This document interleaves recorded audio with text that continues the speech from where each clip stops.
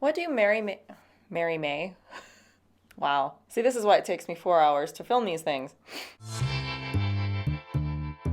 What do Mary Kay, Amway, LuLaRoe, Herbalife, Young Living, doTERRA, and thousands more have in common?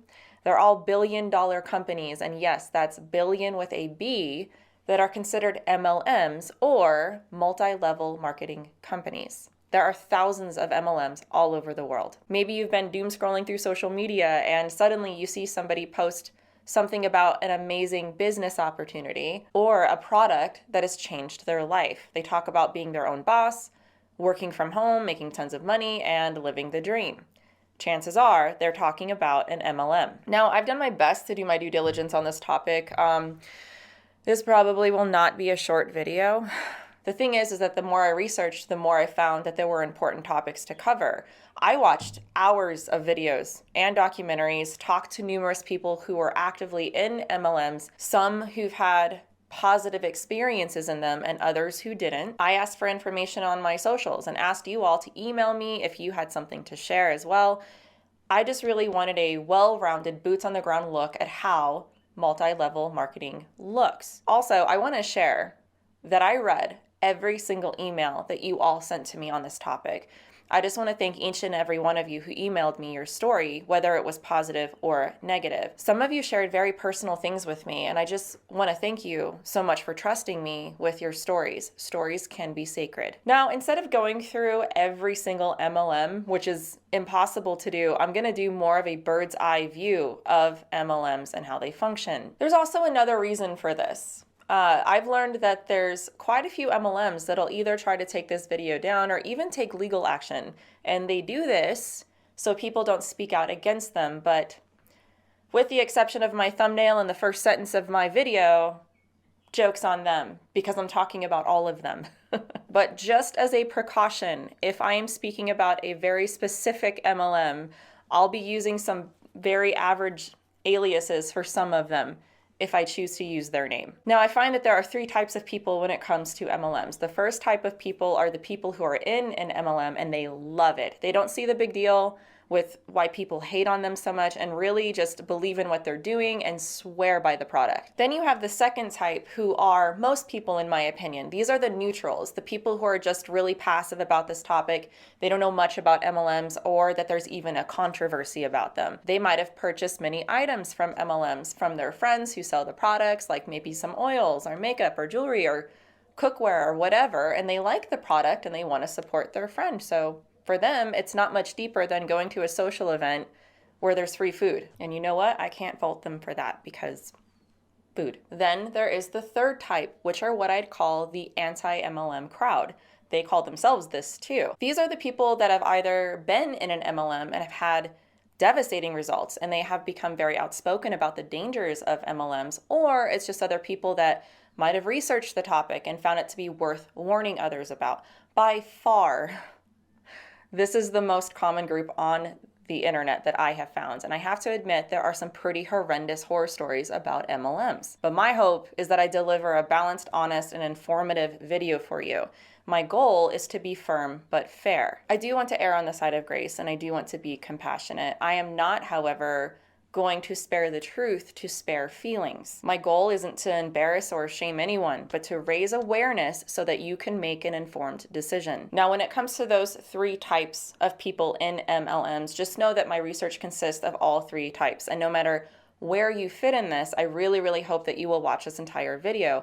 I've done quite the deep dive on the topic, taking about a month and a half to research this. And even after all of that, I can honestly say that I still have a lot to learn with this topic. I'll share my definitive thoughts throughout this video and in the conclusion as well. This video will be in 4 parts. Part 1 will be about definitions. I'll explain what an MLM is and what the common buzzwords are that are used in these companies. Part 2 will focus on finances. Are MLMs actually pyramid schemes? Or are people overreacting? Part 3 will focus on the mental and emotional. Are MLMs actually cults? I'll try to answer the question of if MLMs have cult-like initiatives and tendencies within them. And then there's part 4, which will focus on the spiritual. Here, this is where the previous parts of the video really come together. I will dig into why so many MLMs use New Thought and Word of Faith spirituality and pitch it as Christian to sell their products and recruit people. This is one of the most critical parts, in my opinion, because this aspect is largely ignored. I know that there are some podcasts that went into the self-help portion of MLMs and how it can be very toxic, but maybe it's because of my unique background in New Thought, but I see some deeply concerning things, and I haven't found this covered from a Christian perspective yet. I guarantee that most people watching know at least one person in an MLM. That's why I'm doing this. It affects so many people and they don't even realize it. I'm hoping to shed light on the dirtiest of secrets within most MLMs and will hopefully deliver a solid spiritual throat punch that we all need. Part 4 is really why this beast of a video even happened and why I'm sitting here today for like 5 hours. Worth it. The next part after part 4 is my conclusion. I'll explain a little more and if I recommend MLMs and my overall thoughts about them. All that being said, let's get into it.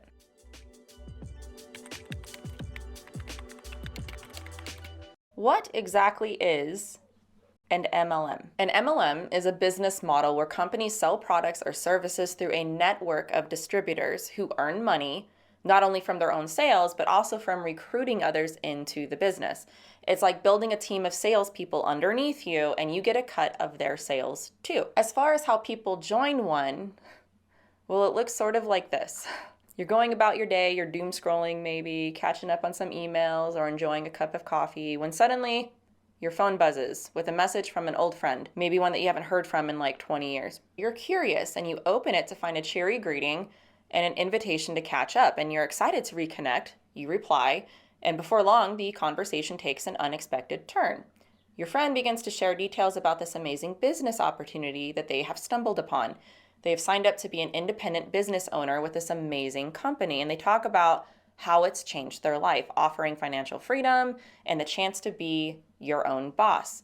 They say it allows them to stay home with their family and are able to make their own hours. Now, immediately, you might have 2 responses. Number 1, immediate intrigue, or number 2, you go into immediate sus mode. You ask for more information and they eagerly oblige, painting a picture of a thriving community of like-minded people and incredible products that practically sell themselves. They invite you to join them on this journey, promising support and success at every turn. Despite their enthusiasm, maybe you can't shake the feeling of skepticism. You might politely express your reservations, sharing some concerns about the business model and the potential for financial risk, and your friend tries to reassure you that this opportunity is different. And it's definitely not a pyramid scam because it's legal, and that you're not obligated to buy anything, but maybe you can just host a meeting or maybe just listen to their pitch. Now, depending on your personality, if you want to help or if you like the product or not, you might oblige or decline. Some other people are convinced that this indeed is a great business opportunity and they do end up joining. So there's the picture painted for you. I start with all this because I cannot assume that everybody watching knows what an MLM is. Now, in my research, I talked with quite a few of you that are currently in MLMs. And part of my problem was that there's a plethora of videos online that just completely smashed MLMs. But I wanted to find people that have had a positive experience with MLMs. And I made numerous posts about this and took a poll as well.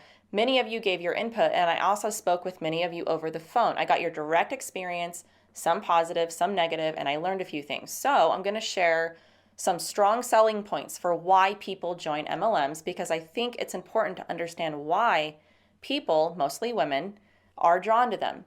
Over 75% of people who are in an MLM are women, and most of the products sold in MLMs are marketed towards women. First, one of the biggest draws of MLMs is the promise of financial freedom. You've probably heard the stories of people quitting their 9-to-5 jobs and raking in the dough by selling health supplements or skincare products or whatever else the company offers. I mean, who wouldn't want to make money while hanging out at home in their pajamas, right? MLM companies usually market themselves as offering a pathway to success and wealth where anyone can achieve their dreams through hard work, a positive mindset, and dedication. Second, there's the low barrier to entry. Unlike starting a traditional business where you have to be interviewed for the job and have credentials, this is not the case with an MLM. They say that you don't need a lot of money to get started, and most MLM companies offer starter kits or sign-up fees that usually aren't insane, making it accessible to most people with a Wi-Fi connection and a dream. For me personally, back in the day, I used to work at JCPenney, and as I was working there, I got involved with a certain MLM that rhymes with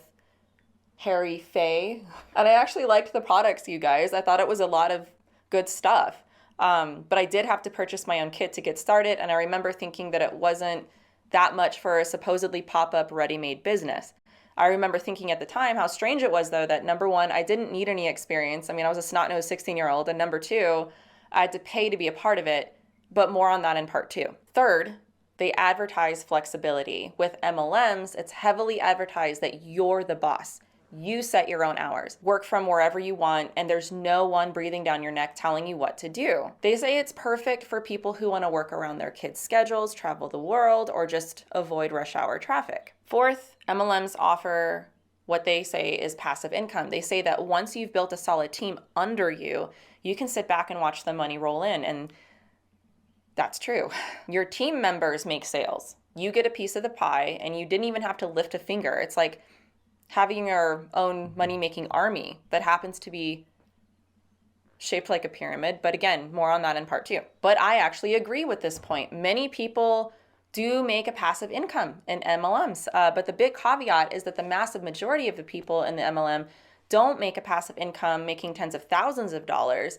They make a passive income with maybe a few hundred every month, maybe less. Fifth, most MLM companies say they will provide training and support to help you succeed. They'll teach you everything from sales techniques to how to grow your team like a pro, cheering you on every step of the way.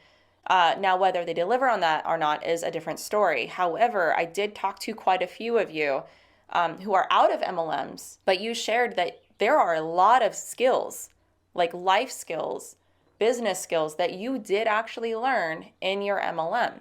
So there are things that people can learn and apply to different things in life, which I think that most people in an MLM, depending on how high you were, will agree. The sixth reason why somebody might join an MLM is that the success in an MLM is often portrayed as achievable by anyone who puts in enough effort. If you try hard enough, you can achieve incredible success, they say. Seventh, some people join MLMs because they actually love the product. I was quite surprised by how many of you shared with me that the reason why you joined an MLM was because you really loved the product and wanted to help other people. Even I have to admit that a lot of these products aren't terrible. Like my little onion cutter from Hampered Jeff, that's a game changer in my kitchen, all right? In fact, that's probably not even one of the main issues when it comes to the core gripes in MLMs, at least not in my research. Now, I know that there's an exception out there. There's been a documentary about Blue, and I know for a fact there's been quality issues with that. And I'm sure that there have been with some others as well, but from my perspective, this isn't really a focal point for me. Now, if you think I'm wrong about this, set me straight. Please feel free to let me know in the comments, because I would love to know if there are major issues with products of MLMs, because besides a few exceptions, I really haven't heard too much hard criticism about it in my personal research. Number 8, some people enjoy networking. They see social interactions as a plus. Extroverts especially, they're just built different. Many people get very blessed and have met wonderful people within their MLM, whether they have stayed or left. They would consider them still mentors in their life. Now that we've covered what an MLM is and why somebody would want to join, let's pivot and talk about some lingo here. I've compiled a list of MLM buzzwords and phrases that virtually every single one of them use to promote their products, to recruit, and create a sense of excitement and opportunity within their networks. You will hear these words and phrases repeated very often in these circles. First word is opportunity. This is by far probably the number one buzzword of MLMs in my opinion. MLM companies, what they'll do is they'll frame their business as an opportunity for people to achieve financial freedom and success. This is very important because you want to stress the opportunity, not the guarantee, to be able to have your own business and make tons of money. Second term is join my team. Distributors encourage others to join their team or become part of their network, emphasizing teamwork and collaboration, not always competition. The third phrase is be your own boss. As we went over what attracts people to MLMs, the typical MLM pitch will often highlight the freedom and independence of being your own boss and setting your own schedule. The fourth term is financial freedom. An MLM usually promises the potential for financial independence and the ability to earn what they would consider unlimited income. The fifth term is residual or passive income. As we went over as a perk, distributors are enticed by the idea of earning passive or residual income where they continue to earn money even when they're not actively working. Number 6 is work from home. An MLM appeals to people who desire the flexibility of working from home and managing their own business. This is one of the biggest phrases that they'll use to entice people to join. 7th buzzword is lifestyle. MLM companies will showcase a desired lifestyle associated with success in the business. This could be luxurious vacations, extravagant living, like showing off cars, homes, clothes, things like that. The 8th buzzword is personal development. This emphasizes personal growth and development. This is an encouragement for people to attend training sessions and seminars to improve their skills. 9th buzzword is downline. You'll hear this a lot. This is like your team. It's made up of people who you recruit into the MLM business. When your downline makes sales or recruits others, you also benefit because you earn a percentage of their sales or bonuses. The 10th buzzword naturally is upline. And an upline is a person who recruits you into the business. A lot of times it's like they're your mentor or even your boss in the MLM company. They earn money based on your sales and the sales of people you recruit, which makes them invested in helping you succeed. Uplines and downlines are crucial to the MLM business model. Ultimately, this is a huge part of what makes an MLM what it is. The 11th buzzword is rank advancement. What this is that these companies will have ranks or levels that distributors can achieve based on their sales volume and their recruitment. So advancing in rank is celebrated as a sign of success and progression in the business. Number 12 is product testimonials, and it's as it sounds. People will share their personal testimonials and success stories about the effectiveness of the products, often using them as a selling point to attract new customers and recruits. They'll also do it with the business in general, saying how this business has changed them and helped them in their life. It's a very, very effective marketing tool. Number 13 is compensation plan. MLM companies have a very complex compensation plan that outline how distributors earn commissions, bonuses, and incentives based on their sales and recruitment. Every single MLM has a different looking plan, and I have to be perfectly honest, a lot of them are very confusing. And sometimes that's by design, unfortunately. Number 14 is dream building. You're encouraged to visualize, speak into existence, and manifest goals and dreams with the promise that the MLM can help them achieve those aspirations. Number 15 is team building. This is an emphasis on building a strong team or network of distributors, again, often through recruitment and training initiatives. Number 16 is another huge one, independent business owner. This is a title that you are given that sounds strong, important, and like you're a boss babe, ready to take over the world. This is a big word used to draw people towards the MLM as a perk. You own your own business, right? But there's more to it than that. And I'll get to that in part 2. Number 17, a very interesting one.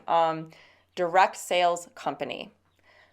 I repeatedly hear people in MLM say that it's not an MLM, it's direct sales. And what they mean by that, I didn't know this before making this video or doing this research, is that they're selling a product directly to the customer outside of a retail environment. This makes it sound like it's more entrepreneurial, but again, there's more to this that I'll elaborate on in part 2. Number 18, huge buzzword, mindset. Everything that has to do with you growing your business has a lot to do with your mindset and what kind of attitude you have. In many MLMs, your mindset determines how successful you will be. Number 19, dropout or quitter. This is a buzzword that refers to someone who has left the MLM. Now, sometimes depending on the team, the environment, or the MLM, they might use much more charitable words to describe somebody who left, but usually these people are depicted as those who let their doubts get in the way, like they didn't believe in it hard enough. So this list is not exhaustive. There's a lot more. But these are what I would consider are some of the most common buzzwords in an MLM that you need to know. Now, before moving on to part 2, I want to make a point here that will be relevant for the rest of this video because I don't want to repeat myself for the next 3 hours. And that's what I'm going to call the spectrum of MLMs. It's not very catchy, but it works. Let me tell you what I mean by that. All MLMs are in the same bucket as being an MLM. They're defined as an MLM, right? But some are more extreme than others in their methods. Maybe it's recruitment. Some MLMs are more extreme in their mindset methods. Some are a lot more cultish. Some are a lot more Christian. And I find that sometimes that depends on the team you have and the enablement of the company to allow certain behaviors. So just keep that in mind as we continue. Okay, now that we've laid the groundwork on what an MLM is, let's get into the controversial stuff. Are MLMs legitimate businesses? Or are they a total pyramid scam? The answer might be more complicated than you think.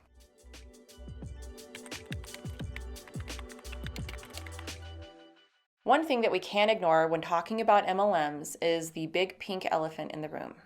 Are MLMs pyramid schemes? I've discovered that this is complicated to answer, but not for the reasons you might think. It's designed to be complicated to answer. First, let me define what a pyramid scam is using my handy dandy piece of paper. Imagine Joe starts a business. Joe is on the top as the highest upline.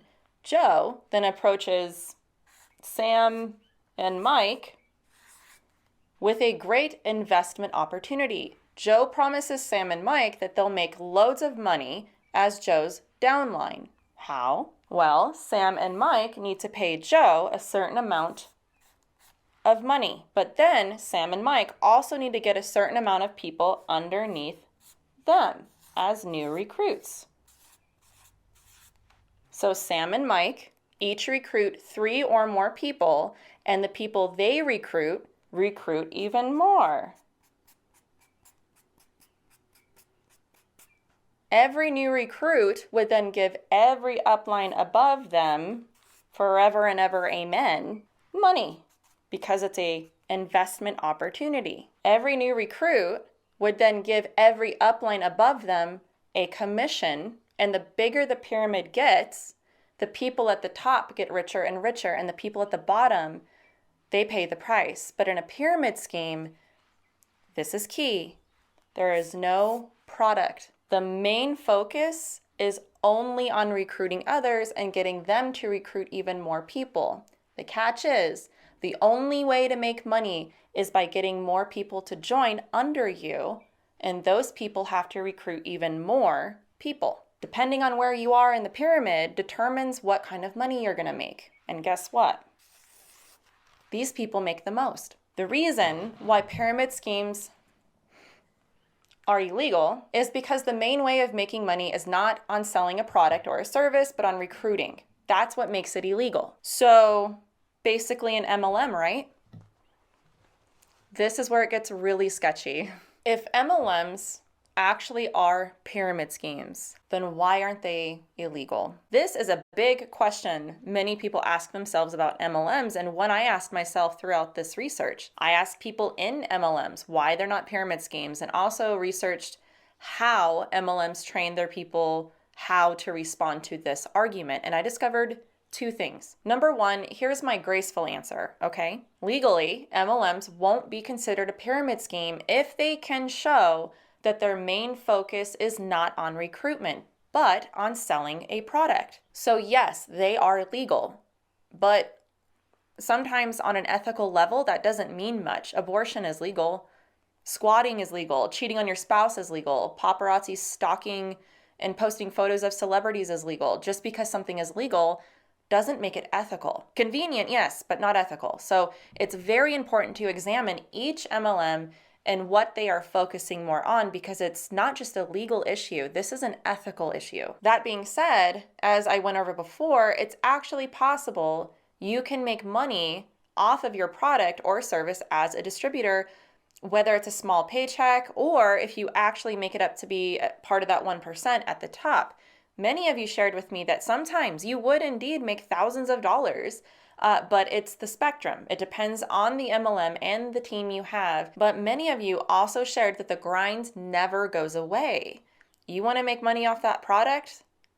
You're working more than 60 hours a week, most likely. One of you that I talked with, who is in an MLM, by the way, explained it like as if gambling were a business, this would be it. You're putting forth some money, sometimes a lot, and you get a little in return and you celebrate that, but there's really no guarantee. And with most MLMs, the odds are impossibly against you. This is why you need a constant positive mindset, but more on that in parts 2 and 3. Other people in MLMs had a different opinion. They liked the grind and they liked having the positive mindset. So here's the bottom line.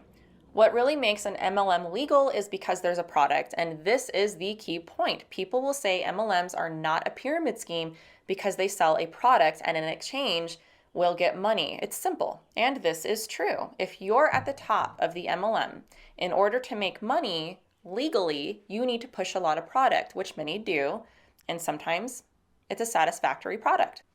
However, there's still the second thing I discovered. Here's my firm answer, okay? Some might disagree with me here, but what I believe and what I personally see and how this works is that all MLMs do is redesign pyramid schemes to make it a legal pyramid scheme. Let me explain. Let's think about this for a second. You're taking the same exact model and you're putting an Instagram filter on it. It's a loophole. You're still paying to be a part of it. The only difference is it's rebranded as a job opportunity, except you're paying to be hired. And I have to say, this is a brilliant loophole, because the way that they stay legal is they show that they are selling a product to customers over recruitment. But guys, the customers are the recruits.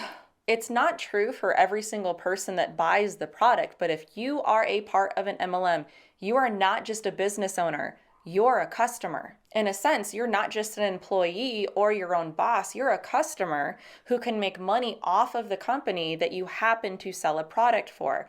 This is absolutely brilliant. Unethical, but brilliant. This blurs the line, and this is how they stay legal. They're taking this and slapping a product on it and calling it direct selling. Now, I mentioned direct sales as a buzzword in part 1, and I need to expand on this a little bit more here because apparently this is the argument that has been famously made about MLMs by many lawyers. So check it out. If someone is in an MLM, they won't say that they're in an MLM. They'll say they're in direct sales. To remind you, direct sales is when someone sells a service or a product directly to another person and earns a commission. This sounds pretty straightforward, and on the surface, this sounds like MLMs, but there's a big problem. MLMs have a very odd but huge incentive to do something that kills businesses every day.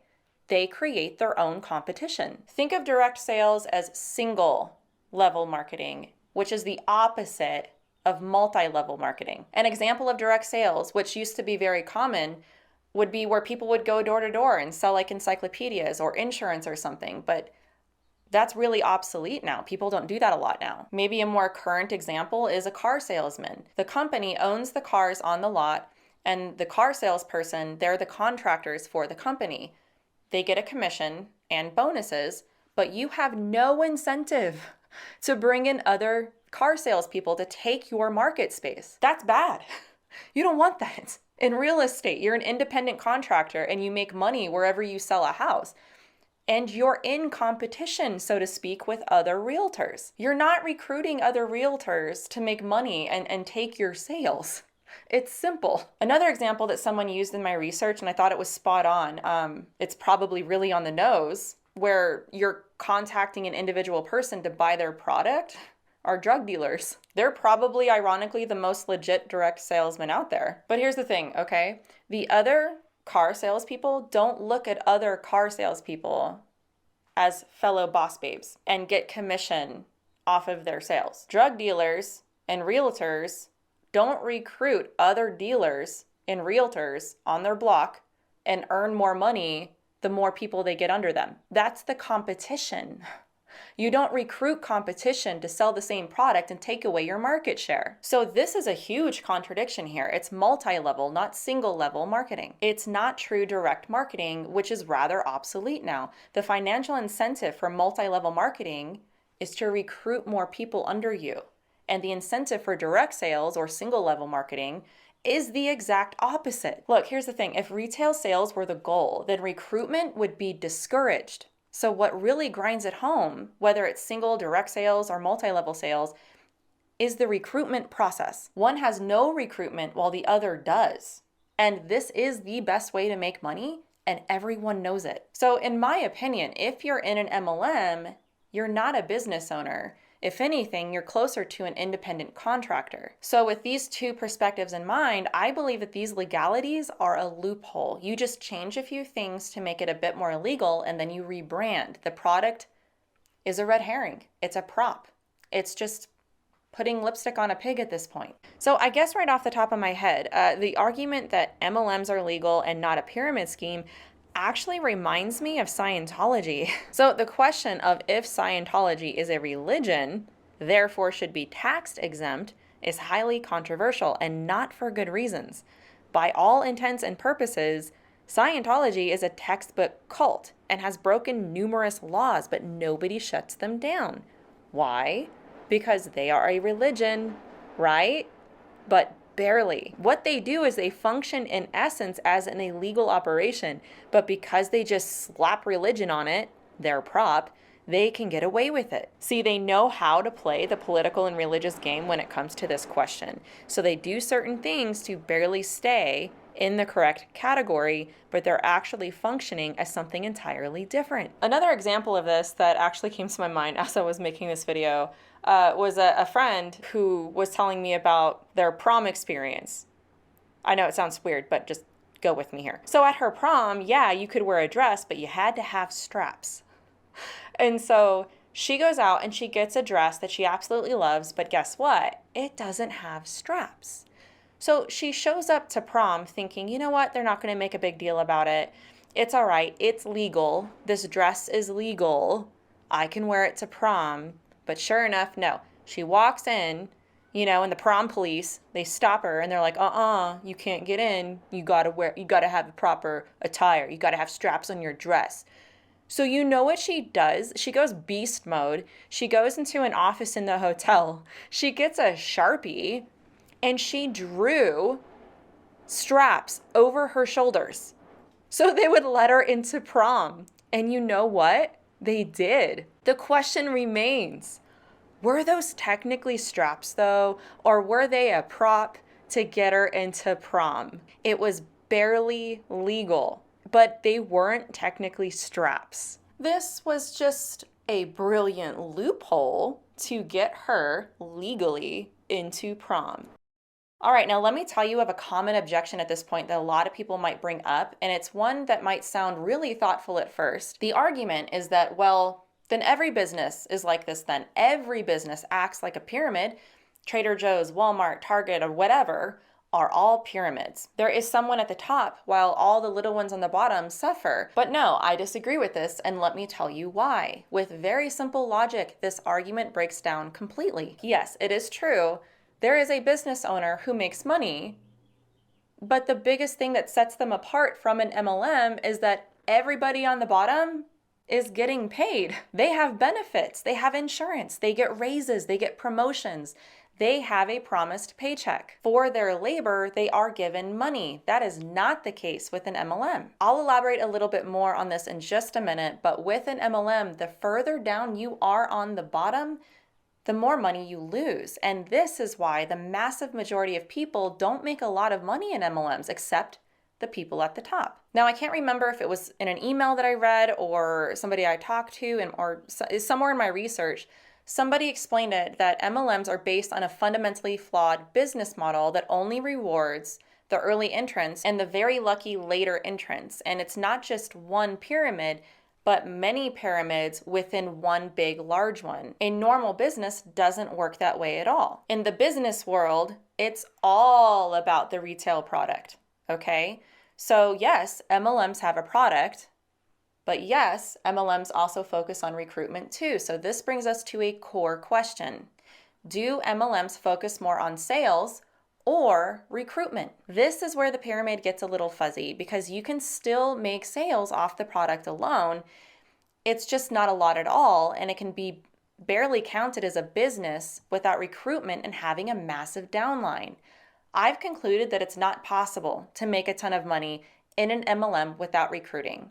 The vast majority of people in an MLM, 99%, will either break even or lose money. That top 1% are glorified and put on a pedestal, made to look like this is something that everybody can achieve, but this is just factually and demonstrably incorrect. And the money that the 1% makes isn't because they're selling, but because there's so many people under them that the people on the bottom, the massive majority, are working so hard to make money, but it's the top 1% that actually benefits from this. And in that 99%, a lot of times the money that they do get is just funneled right back into the MLM. Not only this, it seems that the people that are at the top make money because the people on the bottom are losing money. Now, this, by the way, is why people will start their own MLMs. They know if they're at the top or getting in early, you're going to be sitting pretty at the top 1%. It's wash, rinse, repeat. And this is why literally thousands of MLMs exist. So depending on the MLM, I've discovered that, yeah, you can make money through sales, but because you have to purchase the product and you have expenses, a lot of people would either go into the negative or break even.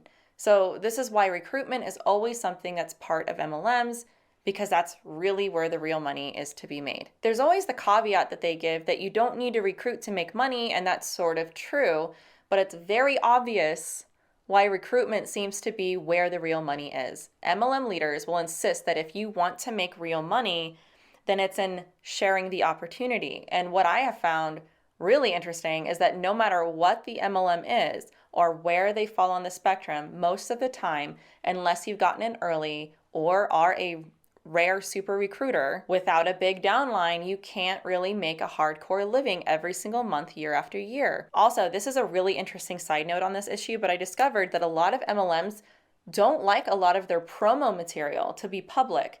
And the reason for this is the blurred line between recruitment and product. In other words, most of their promos focus on how to recruit and bring people in, not the product. This is true of most MLMs in general, and a lot of them are constantly dodging the legalities of this. Now, switching gears here, let me just bring this all home. I'm going to delve more into a logistics question that I personally had when going into all of this that I think is relevant to the pyramid question. Now, some might disagree, but something that has always bothered me about the way that these companies are structured is why these companies even need distributors to sell their products in the first place. Everybody that I interviewed or talked to in my research, I asked this question to.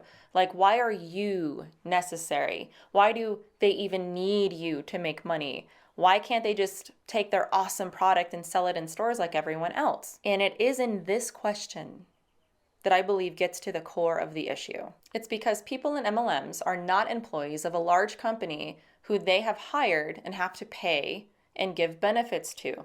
I suggested this a little bit before, right? You're told you're an entrepreneur, but this is just not the case. There's only one entrepreneur, and that is the owner of the MLM company. The top 1% below them aren't really even entrepreneurs because even they can fall from grace if their downlines disappear.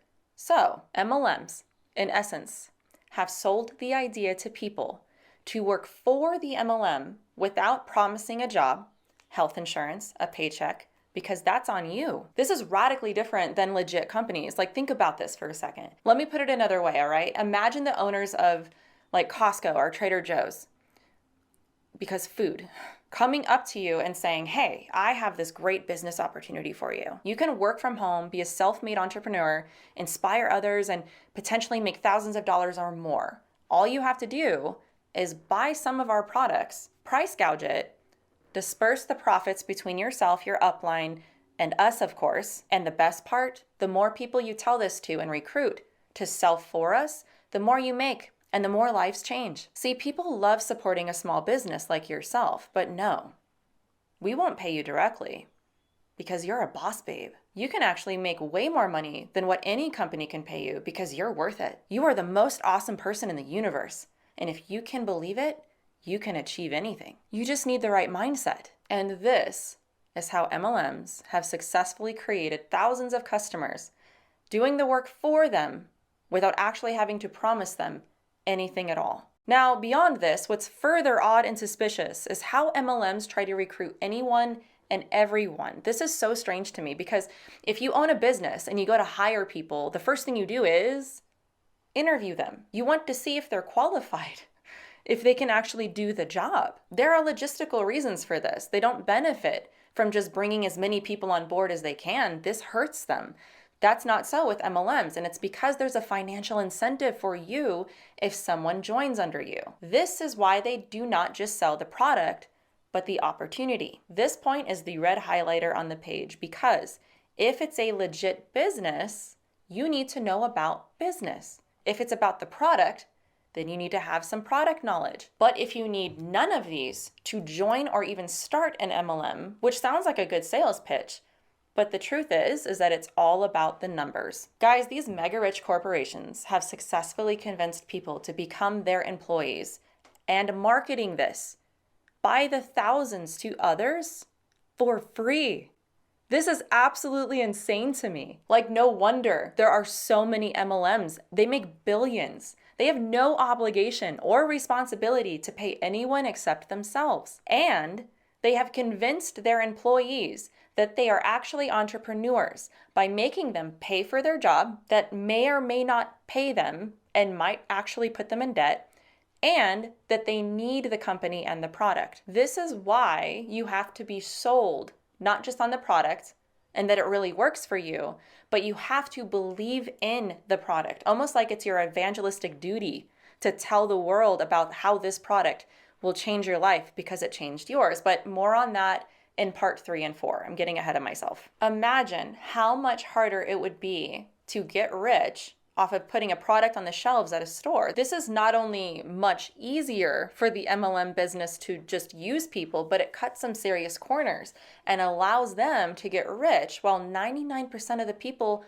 do most of the work because they believe they're actually following their dreams. This is also so much harder when the product isn't half bad. So like I said before, I think that a lot, not all, but a lot of MLM products are pretty good. But many of these MLM products are overpriced, even more than a competitor in a larger business. Like, they're price gouged for a reason. But sometimes it's a lot lower and it depends on the product and the MLM. I'll explain why this is relevant in a fun little fact that I discovered. But there's this fun little marketing word called loss leader, where you'll purposely have a product that's marked very low, where the company will potentially make a loss. They'll lose money, but this is actually a marketing ploy to get people to look at the things that are profitable. To be honest, I can't say that that's an unethical thing all the time. We see this everywhere all the time. In fact, that can really be smart marketing. I mean, look, if you're offering me free food at Trader Joe's, chances are I'm gonna go try your free food. You're gonna take a loss on that, but the chances of me buying that product or things like it are a lot higher. So I kind of get it. In an MLM specifically, this is also a marketing ploy to new recruits and skeptics to show that, hey, look, we have products that are lower priced. We don't price gouge all of our products. These products are priced lower than these big companies. So no, that's not true. So that's how they try to get around this argument. So with all of this being said, can you start seeing why there's an argument for people believing that this is truly a legal pyramid scam? That's probably the best way I can put it. And look, you're allowed to disagree with me. But for me personally, after this research, it is factually clear to me that this is exactly what they are doing. It is very, very difficult after seeing all the facts to come to a different conclusion. Because once you see all this, it's very difficult to unsee it. You really have to put your head in the sand to ignore it. Now, something that I did not talk about in depth, because this video is already long enough, that I'm only going to briefly mention here, but is a huge part of the reason why MLMs can stay around, has a lot to do with lobbying power. The big reason why they've been able to stay legal has a lot to do with some pretty shady politics and conflicts of interest. What you do for one MLM, you got to do for them all. There are some insanely powerful political connections to MLMs, and this has a lot to do with why they're not shut down. It's actually really messy. There are a lot of hands in the political cookie jar with this, especially when it comes to the religious right, unfortunately. And this is with many MLM companies, especially a certain company that rhymes with ham tray. That's a deep rabbit hole because you got to know the history of MLMs and how that crossover happened and how the loophole of legalities happened. But I'm not going to get into that here. That could literally be its own 4-part video by itself. But if this is an interest for you, I will leave more on this specifically in the description if you want to do your own research. But it's definitely worth noting here the manipulation, and should be an enormous red flag for anybody that's trying to say that MLMs are not a pyramid scheme. Now, I know that was a lot, but I want to offer a very interesting perspective on all of this. I got hundreds of emails from you guys about your experiences with MLMs, but there was one email in particular that really stuck out to me, and I got permission from them to share a little bit of what they wrote here in this video. Now, just to give you some background on this person, okay, they have a family who has owned an MLM and still currently do for over a decade, but they themselves are not involved with the MLM or any MLMs, nor do they support them, but at the same time, they are not against them. I wouldn't even think that this person would agree with a lot of what I just said, but they are sympathetic to MLMs, just not like how some of us would think. Let me read to you a little bit of their perspective on this because I thought it was really objective and a very interesting view that I think a lot of people might have overlooked. Quote, "Why does everyone think that an MLM is a pyramid scheme though? Good question. The answer to this is much like communism. The concept of an MLM is an extremely powerful sales method in theory, but in practice, it tends to lead to some unfortunate consequences, oftentimes downright harmful. See, the most reliable way to distinguish an MLM from a pyramid scheme is that an MLM should have the majority of its income coming from product sales. However, often companies incentivize the recruitment much more than the product sales with the way that they set up their networks. This leads to the situation where salespeople affiliated with an MLM are much less interested in moving product and more interested in getting people into the company under them as their downline. Before you know it, there is a massive snowball of getting everyone in the world into your company because you get paid to recruit them, but nobody is actually making sales on the product. You recruit people to sell. I thought that this was honestly one of the most insightful emails that I got because it compares the concepts of MLMs with the practice, comparing it to communism. I honestly thought that was a really good way to express the core concept of the human condition, that we have these good intentions, but the justification for greed and abuse will always, without exception, be the end game with an MLM. And it's actually the people with the good heart and good intentions that are exploited and taken advantage of the most. I believe that this is why it's been shown time and time again that even if it started with good intentions, an MLM business model will always devolve into a pyramid scheme. This is the end of part 2, and I'm going to leave it with a challenge. Here is my challenge to every single MLM that says that they are not a pyramid scam or doing anything wrong. And it's really simple. Take away the incentive to recruit. This, in my opinion, would really expose the intent of the distributors and the company. This would demolish the pyramid because there would be no commission for anybody at the top, because there really would be no top in that regard. You would be completely solely depending on the product and how much you sold. If it really is about the product, then take away the recruitment. If the product sells itself, then make it about the product. Now, some of you might hear all this and think, how in the world can anybody stay in an MLM then? Why would they think that this is a good idea? And if people knew about this, why wouldn't they leave?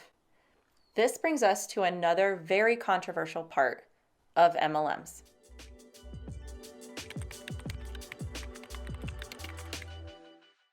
This is a constant thing that will come up if you ever research MLMs, and that's the controversy of if they are cults and display cult-like behavior. Now, if you've been around my channel for any amount of time, you know that I have quite the affinity for researching cults. So I'm going to give you my very honest thoughts on if MLMs are actually cults or if people are being sensational, because you guys also know how I feel about that sort of stuff as well. Now, the first time I ever heard an MLM described as a cult was actually from a very good friend of mine. He explained that he used to be in a cult, and seeing as how this is a topic of interest to me, particularly the mind control aspect, I was intrigued. So when I asked him which cult it was, he named a very well-known MLM that loves to put ham on trays. Smell what I'm stepping in? And I was shooketh. I swear, if anybody else made that statement except this particular friend, I would have been incredibly skeptical.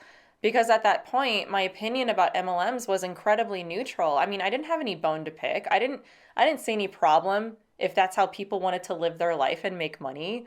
My friend was very intelligent and not someone to just flippantly make an accusation like that. So I was very intrigued. As time went on and I started looking into this, I was really stunned about what I found. I've made numerous videos about cults and mind control that you can find in the description below, but I think it's important to briefly explain what makes a cult. And for this, I'm going to refer to somebody that I referenced many times in previous videos, which is Stephen Hassan, who is a cult expert. He was caught up in a cult called the Moonies, and he has firsthand knowledge of what it's like to be in a cult and how hard it is to get out of one. He designed something called the BITE model, which high control groups and cults use to control their members.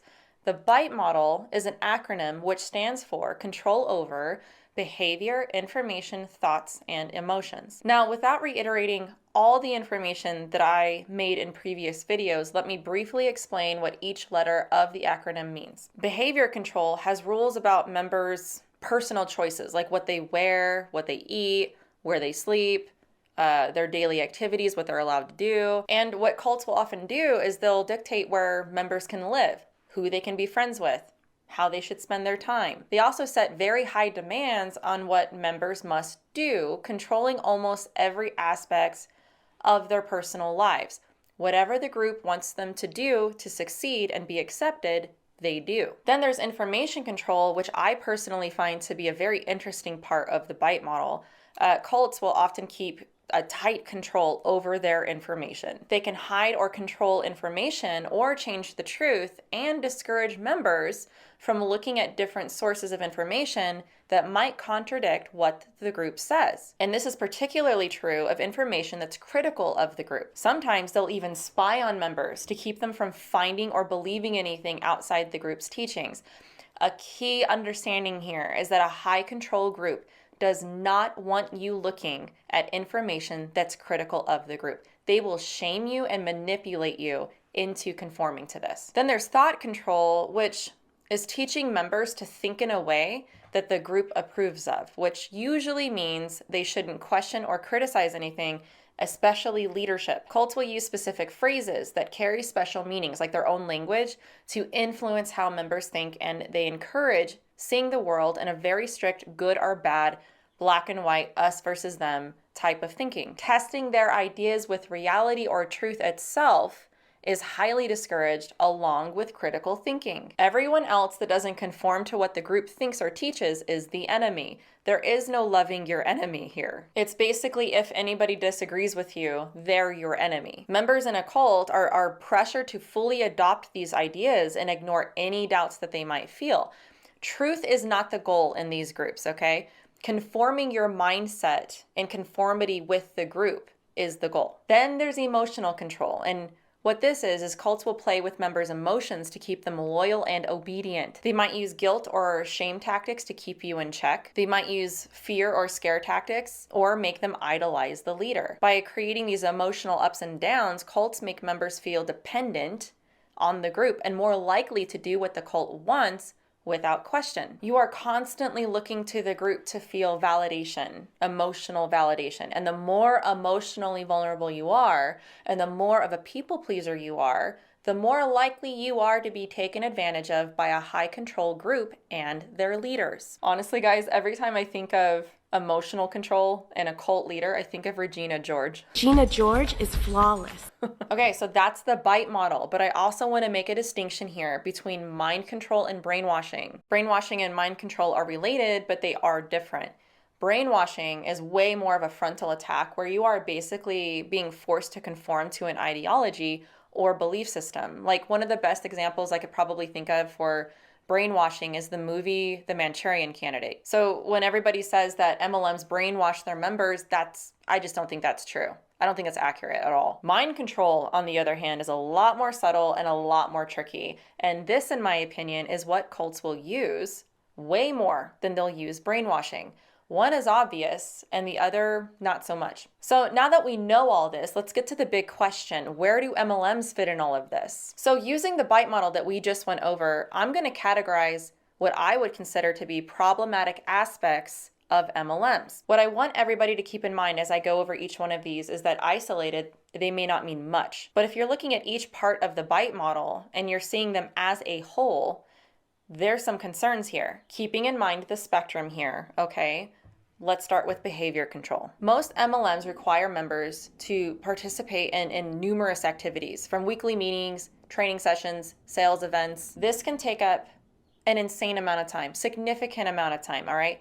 This often blurs the lines between professional and personal, and many of you shared with me that your entire life was your business. This was especially true if you wanted this to be your primary income.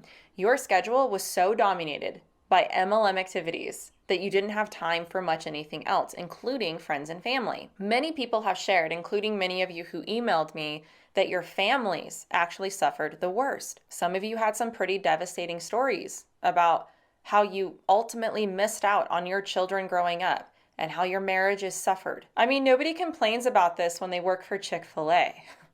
I'm just saying. I mean, you have team calls where you're trained on even how you should be posting on social media.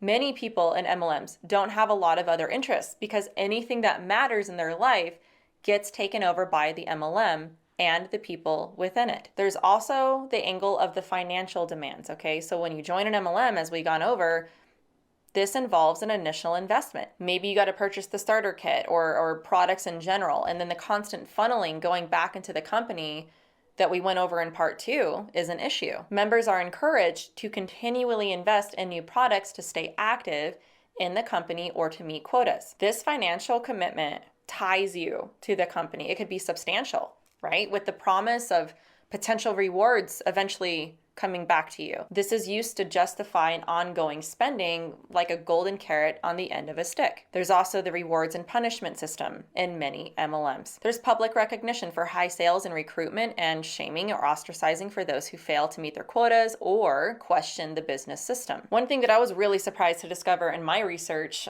is that there's a very fake it till you make it kind of mentality in these MLMs. You're supposed to live an extravagant lifestyle to show people how wonderful your life is, but it's a total facade. But the idea is to lure people in.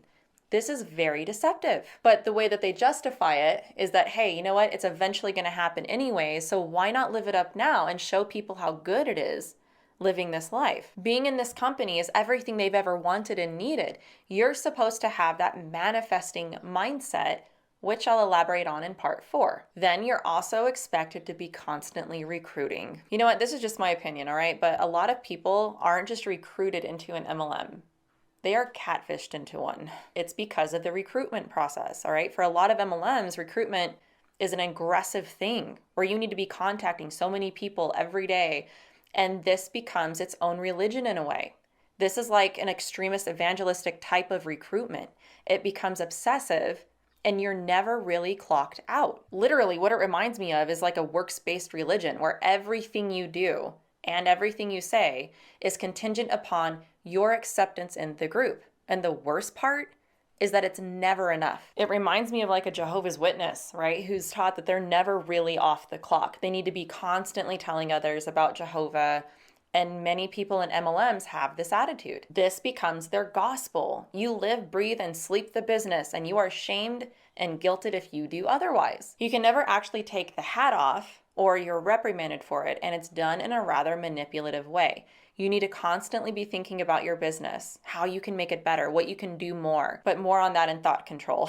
I think a lot of these behavioral aspects are why people don't leave MLMs and keep the grind going. This is why a lot of people MLM hop too. They'll leave one and jump right into another, and a lot of it is the behavioral ties and also the financial ties. I think this is by design, all right? Because the financial promises that are made in an MLM reminds me a lot of like a cat trying to chase a laser pointer. It's like a goal that's ultimately unreachable, but it's being taunted to you, like tricking a cat into thinking they can catch the super mean red light thingy that keeps disappearing every time they think they've caught it. You're told that it's right around the corner, that your blessing is coming, that you just need to keep going and work harder. If you're saying that you're not spending enough time with your family, don't worry, it will come.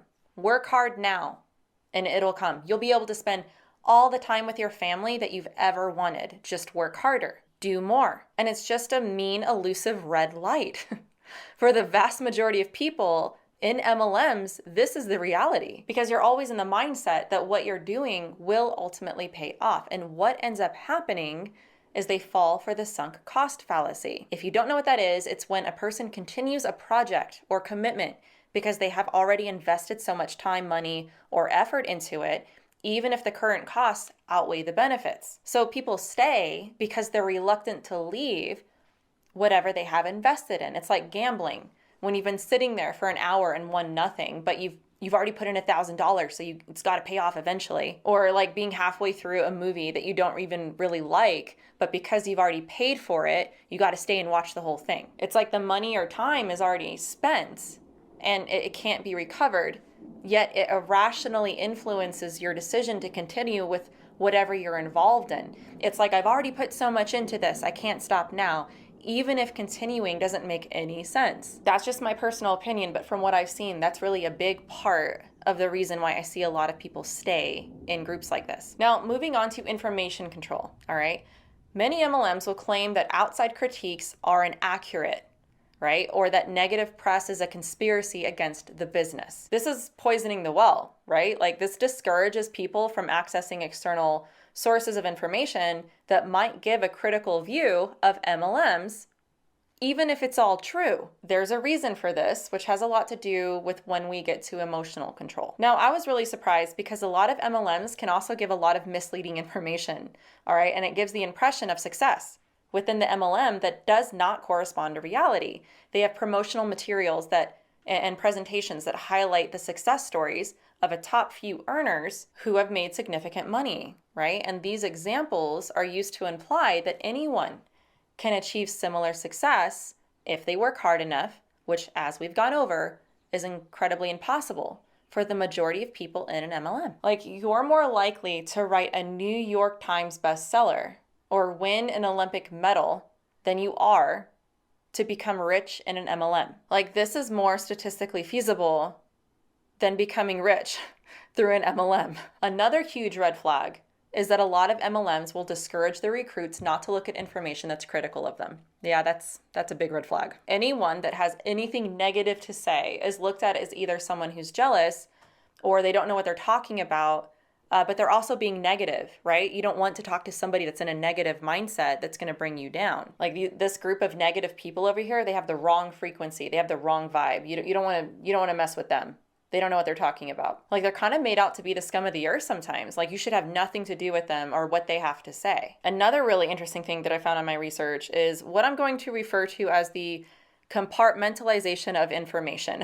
This is interesting, right? Okay, so this is where the inside teachings are not freely accessible, and revealing too much information to outsiders is frowned upon. Like, as an example, I mentioned in part 2, how a lot of the promotional material done in a lot of MLMs is done secretly.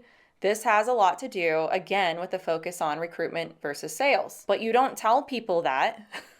You keep that secret. It's also very strange and pretty sus how a lot of MLMs have in their contract that you're not supposed to say anything negative about the company.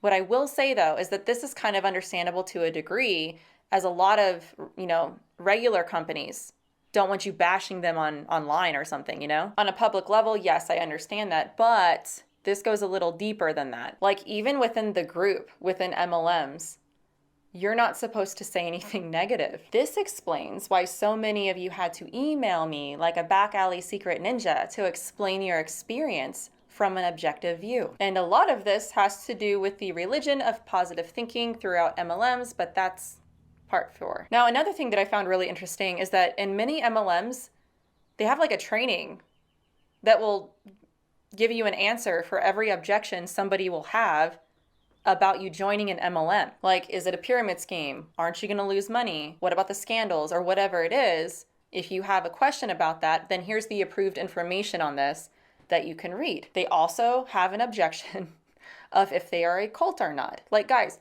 can you imagine going to a training at like JCPenney or Bank of America or something, and part of the training is why they're not a cult or a scam?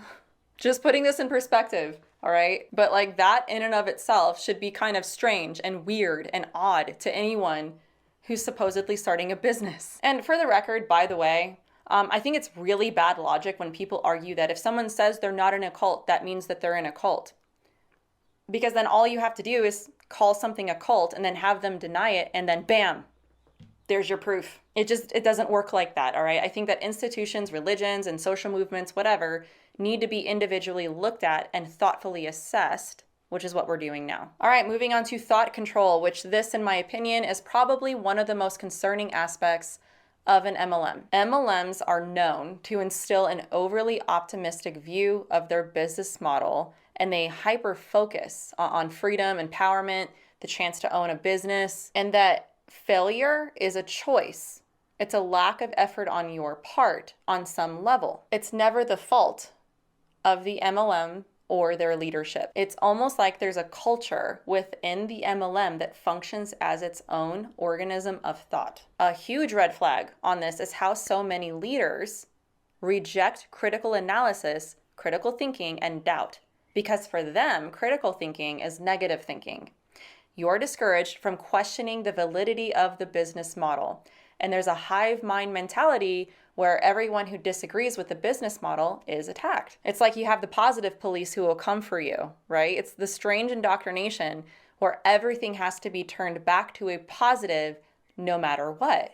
You always have to see the silver lining, and you can't be critical and you can't think critical. Like, imagine what this looks like if you're in a business meeting, okay? You can't look for potential to make things better because everybody's so stuck on positive thinking instead of pointing fingers at problems and what you can do to make it better, right? So what a lot of people do is they shut up. They don't share feedback because they won't be heard. And they're scared that they'll be labeled negative. I'll elaborate a little bit more of this in part 4, but this is more than just a cultish thing. But this is why a lot of people don't speak up. And this is why a lot of you had to message me like a secret MLM mole in the dark of night. Like, shh, I'm not supposed to say this. But here's the thing. And a few of you were so insistent to be kept confidential because you knew you'd get in trouble. So thank you for sharing with me and trusting me. But yeah, when it comes to the self-help stuff, I'll elaborate a little bit more in part 4 on this, but I can't express how much people have thought controlled themselves with all the mindset seminars, the books that you're supposed to be reading, the constant meetings and mindset training that many people in MLMs have to have. It's toxic positivity, and it's a form of control. People don't see this coming, though, because it's in the form of something that's supposed to be uplifting and empowering. It looks good. Work harder, stay positive, remove negative influences.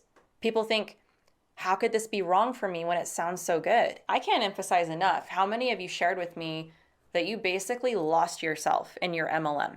It was your identity. It controlled everything, and you suffered for it. But you were always told to suck it up and that you need to have a better mindset if you wanted to succeed. Now, on the other hand, thank God that many of you shared with me that you actually had quite a supportive upline that didn't dominate you like how some others can, and I'm grateful for that.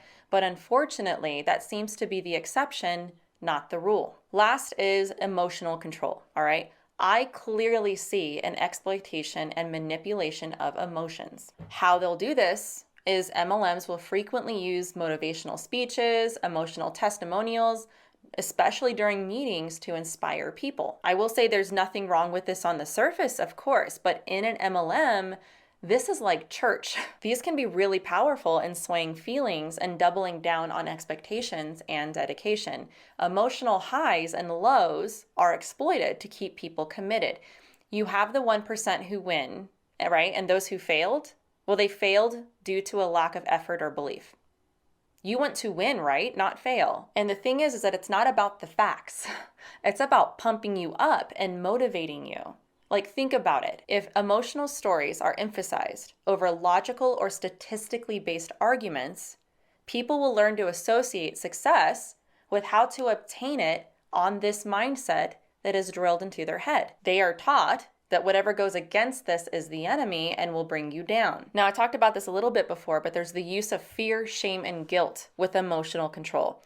This one's huge. Fear of missing out on a great opportunity or fear of failure if someone leaves is how an MLM can be very persuasive. Guilt and shame are also used to make people feel responsible for the failure of their business due to not working hard, not the MLM. We mentioned this before. They know what your weaknesses and insecurities are, and they will use it against you.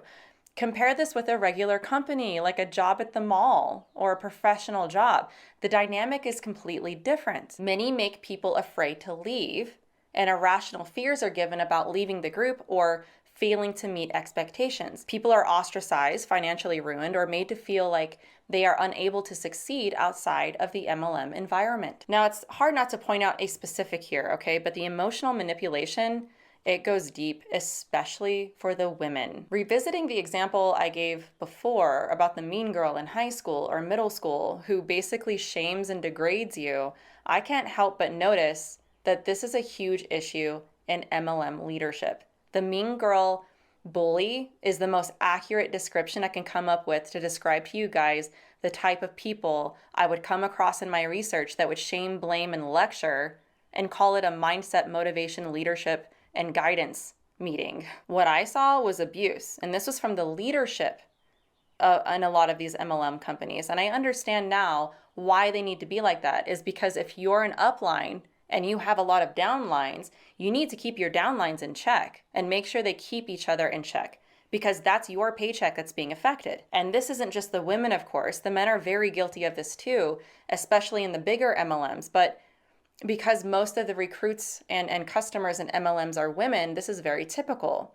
And a lot of people allow themselves to be abused because they make the excuse that, well, abuse happens all the time, right? The point is that it doesn't make it right. So people who try to make the argument that, well, MLMs aren't perfect, fall into this trap, in my opinion. You don't excuse the bad behavior by pointing out other people's bad behavior. You still call it bad behavior. Now, there's also what I would consider a very unhealthy attachment or codependence people have with some of their companies, which can explain why there's such a swift and sharp defense when something negative is said about it. I think this is by design. I actually got a few emails like this scolding me for critically analyzing MLMs. So imagine somebody on the inside feeling like something's not right and they bring up their concerns.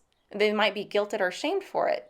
Don't you know how much this company has done for you? Don't you realize how much it's helped you? How could you say something like that? Don't you know that they know what's best for you? How dare you say something like that? It's like a toxic relationship. And I know this isn't the case with every single team, but I have to point out that the upline mentor worship in a lot of these MLMs is so strange to me. Through research and correspondence with you guys, a lot of you shared that you sometimes couldn't really make a decision outside of what your mentor or upline approved of, including personal decisions in your life that didn't even involve business at all. There's an MLM expert named Robert Fitzpatrick, and in reference to this, he says that MLMs are selling a product, right? They are doing that, but what they're really selling is the supposed unlimited opportunity. And then beyond that, you're not just selling the product, you're selling the belief in the product. The product is the way, truth, and life. And you need this product and community and business to live your life to the fullest. The point is the recruitment through the belief in the product. So there's a deep and raw emotional incentive that's tied into the product and the company. And MLMs are one really good example of idolizing something that made a positive change in your life, right? If that shake, that oil, that makeup, or those leggings changed your life, then you need to dedicate your life to that shake, oil, makeup, or leggings. It worked for me and it changed my life, and it will work for you and change your life. And it becomes obsessive for some people. It becomes addictive, and it's really tough to be around someone like that because it's all they talk about. You can't really share with them or have a quality friendship because it always comes back to their product and company and how it can change your life and make it better. They justify this with the belief that they are truly trying to help you because it helped them. And I think this is just so misplaced. Like, as Christians, sometimes these are the people that we reach out to and ask for prayer, but instead you get a sales pitch. Then there's the aspect of the leaders. The leadership in a lot of these companies are looked at as celebrities, or even more if that's a religious MLM, and they are fiercely defended. For example, one very popular MLM that sells oils that rhymes with sung miving has an exceedingly problematic founder, Gary Young, who has been in trouble with the law for his questionable medical claims and practices. He tried to deliver his own baby in a water bath at home without any medical training. But in 1982, he tried to deliver his own baby in a water bath at home without any medical training. And unfortunately, the baby did not survive due to not getting enough oxygen. He kept the baby under the water for over an hour, and he was never convicted. Now, even me just saying all that, a simple fact, is going to trigger this sung miving community to aggressively defend him. Why? Because he's their leader.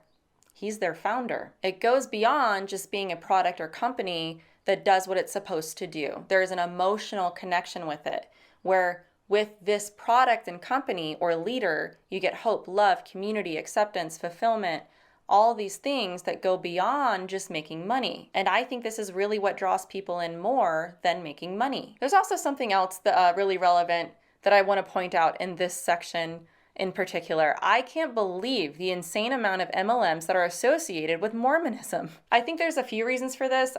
Utah apparently seems to have a lot of relaxed business laws, and we've already learned that a lot of MLMs thrive because of not what you know, but who you know. And for those of you who don't know much about the Mormon faith, well, their family structure is a force to be reckoned with. It's the same with their community culture. So with the Mormon culture in mind, the fact that over 75% of people that do MLMs are women, many of them who desire to stay at home and still want to be able to contribute financially to their family, and the networking alone makes it a hotbed for MLMs, especially Mormon ones. Another reason why I think that there's a high Mormon population in MLMs has a lot to do with this emotional structure within the Mormon church. Now, I've made numerous videos about Mormonism, especially compared to Christianity, but one staple thing that is very important to know about the Mormon faith is that feelings and emotions are a large component in how they judge truth. I've never gone to an LDS ward and not seen somebody cry at the podium numerous times. So I just thought I would mention this in passing, considering the high LDS correlation with MLMs and how emotional control can really play a role in both of them. Also, just a fun fact, but both founders of Blue LaRoe and Smung Living are Mormon. With emotional control, it's exceedingly powerful because some reasons why people stay in questionable organizations, churches, or in this case, a business or company, is because of the heartstring factors, like charities or personal benefits that anchor a person down, not because it's necessarily an ethical entity. And speaking of Mormonism, it actually reminds me of an argument a Mormon made one time for why they stayed in the Mormon church, even though they knew it wasn't true. They listed all these practical reasons like family focus, stability, familiarity, but overall, it was not because it was true. Truth was not a factor. They stayed because it was convenient. Now, another reason why people stay in MLMs is because of fear. Let me tell you, a lot of these people in leadership in these MLMs, who are mostly women, they're scary. I mean, I know there might be a few that come after me just for making this video. So imagine the women on the inside, afraid to say or do anything, especially leave. So listen, the goal when we're looking at any of these kinds of things should be simple. What aligns with reality? What's true? This is why critical thinking is downplayed in these groups, because if you have a mind, you're harder to control. It's all about your emotions. Anything that can be done to overthrow someone's rational and cognitive thoughts and instead operate from their emotions, where critical thinking and doing your due diligence to test what someone is saying, that's for losers. Haters and doubters. You're just a Pharisee, or you're just a hater, or whatever name the group has for someone who tries to be wise about what the group is saying. These groups will try to discredit any source of information that's from outside the company, religion, or group. Look, people don't join groups like this because of facts, statistics, and data. No, your heartstrings have to be pulled on. It has to be an emotional pull or preying on your fears that gets you in. This is usually why people will hop from one cult or cultish group to another. It's a deeper issue. So that's my assessment of MLMs using the BITE model. And again, there's more information in the description about cult, mind control, things like that, but I highly recommend Stephen Hassan's stuff. But I want to point out a bigger picture aspect of this that he writes about in one of his books. He describes people who get caught up in cults as kind of like having a dissociative disorder. Like, in other words, there's two different people inside this person, the real them and the cult version of them. In other words, this has more to do with their identity. This company, this product, these people, they are your identity. Now, for those of you watching that are Christians that have been deeply involved with MLMs and no longer are, you know exactly what I'm talking about. This becomes your idol. You live, breathe, and drink this stuff. But when you're talking to somebody in a very high control MLM, and it's like they've just drank the Kool-Aid, or really anybody in a cult for that matter, keep this in mind. Your goal is to empower the person to think for themselves. The goal is truth. If something is true, we should be able to live in a posture that constantly tests that truth. This is why you need to help them exercise their own thinking capabilities. You want them to come to the natural conclusion of what's true about reality. You know, isn't it so interesting that we just don't hear these terrible things happening with literally any other company model? I mean, I think it's interesting that we don't have a movement of people who've like left Walmart or something, or how there's like not stories all over the internet of people who've left like Macy's or Starbucks or some other company with some level of financial, emotional, or like even spiritual trauma. MLMs are very unique in this aspect. So say you've made it this far, all right, and you're just like, so what, Melissa? I like MLMs and their products. I don't see the issue if someone's trying to make money on the side and, you know, their life isn't one of these MLM horror stories at all. So just back off and buy my protein shake. So this is where we get to another really big problem here. My main issue isn't if you're making money or even if the product works. And besides what I would consider demonstrable cultish teachings of many of these MLMs, which should give us great pause, this brings me to what I would consider one of the most ignored issues with MLMs. MLMs have been called an economic or commercial cult, and yes, I agree that MLMs definitely can fit this label, but I'll explain in part 4 why I believe it can go beyond that into a spiritual cult as well, because when you're on a weekly Zoom call wanting to be a better salesperson, yet find the whole meeting is about how to attract money to you, that's a different beast in my opinion. Even if you don't think your MLM is one of the bad ones, and even if you have never had a horror story like some of these other people and disagree with it being cultish, this is the part of the video I really want you all to lean in close to.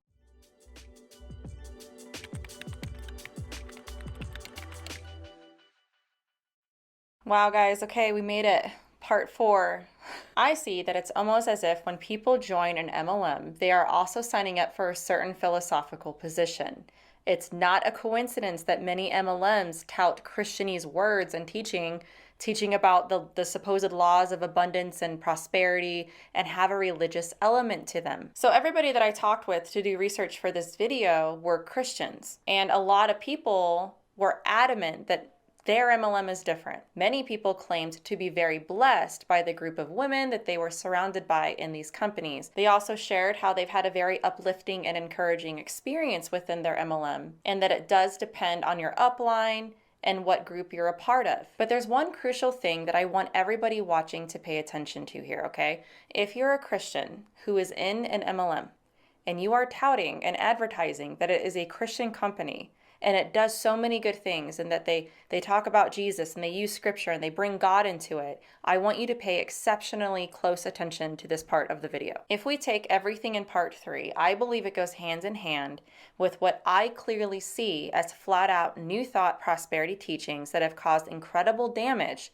not only to people's personal lives, but to their spiritual walks. Now, because I think that this is a new concept and term to some people watching, I find it very important to define what I mean by this. Notice, I did not say New Age prosperity teachings.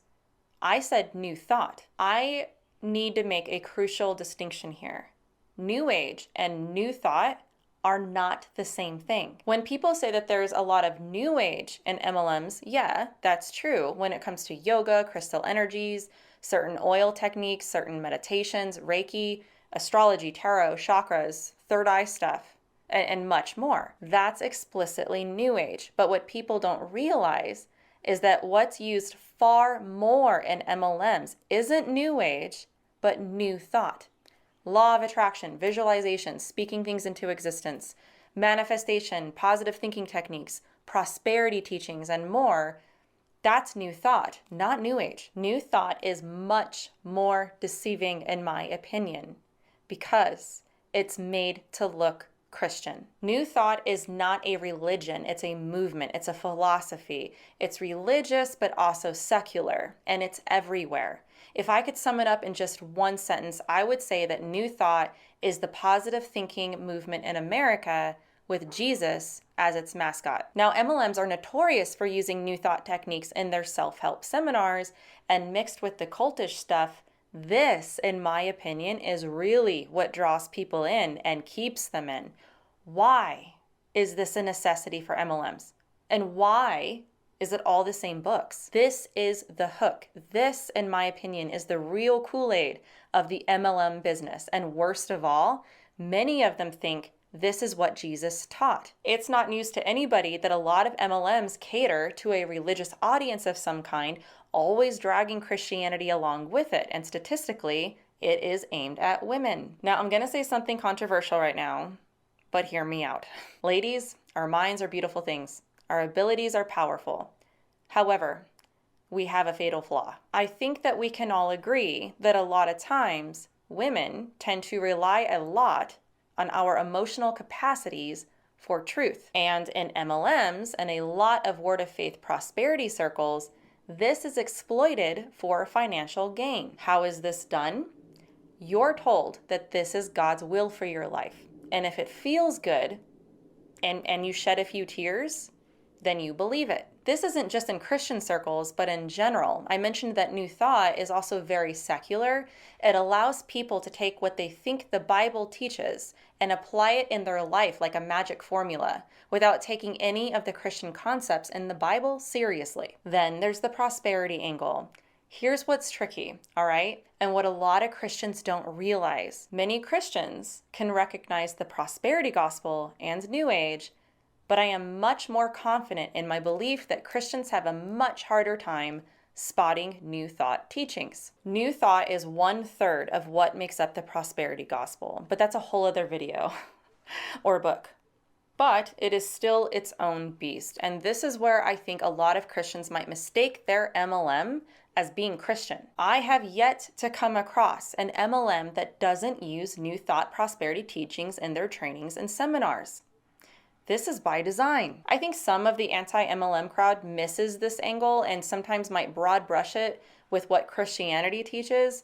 Not to say that I disagree with a lot of the stuff they find. In fact, their detective work is quite impressive. But I'm assuming it's just simply because maybe they don't know about what Word of Faith is or New Thought or prosperity teachings. But from what I've found, a lot of the defensive posture from people in MLMs isn't necessarily about the business. I mean, sure, maybe on the surface, but combining the psychological ties they have with it that we talked about in part 3, and you combine it with something deeper, you can understand this as a deeper issue. This is spiritual. Without making this section its own 4-part series, I'm going to go over specific names and resources that are New Thought or Word of Faith, and I'm going to tell you why this matters and why you need to flee from this stuff. Like, get out of Dodge, guys. It's literal spiritual garbage. It'll ruin you. All right, starting with New Thought, let's start with the demonstrable overlap with MLMs and self-help gurus and books. The self-help movement is saturated with New Thought teachings, okay? I'm gonna list some well-known books that are used in MLMs to help your mindset when it comes to growing your business. Every one of these books and authors that I'm going to name use Bible scriptures, talk about Jesus, but are actually New Thought in origin or generally New Thought in their methods and teachings. Now, the first 5 I'm gonna read to you are explicitly New Thought in origin. The Secret by Rhonda Byrne. The Power of Positive Thinking by Norman Vincent Peale. Think and Grow Rich by Napoleon Hill. How to Win Friends and Influence People by Dale Carnegie. As a Man Thinketh by James Allen. Now these next ones are more subtle, but they use New Thought. Rich Dad, Poor Dad by Robert Kiyosaki. Your First Year in Network Marketing by Mark Yarnell and Renee Reed Yarnell. The Magic of Thinking Big by David Schwartz. And Pretty Much Anything by John Maxwell. And Pretty Much Anything by Tony Robbins. Now there's much more. This is just a small little taste of what many MLMs will use as suggested reading. The culture and environment with an MLM is very much saturated with the teachings from these books. The seminars are even worse in my opinion. What people don't understand is that the teachings in these books, all right, they're not just good advice. I want to be very clear with that. A lot of things in these books are very good and very practical and things that we should generally do. But the philosophy that undergirds it, in essence, is a worldview that makes you the center of everything. It gives you power and it makes it out to be that this is what God wants for your life. This is where, in my opinion, MLMs terribly go off course into teaching another gospel. I mean, we're talking serpent in the garden stuff. This is very serious. And say that you're not a Christian and you're watching this. I'm somewhat confident that you understand the danger of teachings like this because the natural outcome of prosperity and New Thought teachings is a lot of pride and entitlement. In New Thought, you're taught that when you look in the mirror, there's a God staring back at you. The oceans, they ebb and flow for you. The planets turn on their axis all for you. And then they take a Bible verse here and there, and then they shove it in your face and they say, look, it's in the Bible or something. And this is what God wants for you. Speaking of twisting scripture, I was really surprised to find that many people seem to see the business or MLM as part of the gospel. This is very odd to me. What I mean by this is how it's phrased typically, right? Where Jesus is first and the business is a way to help people, but it's never separate because these MLMs have a large element of Christianese in them.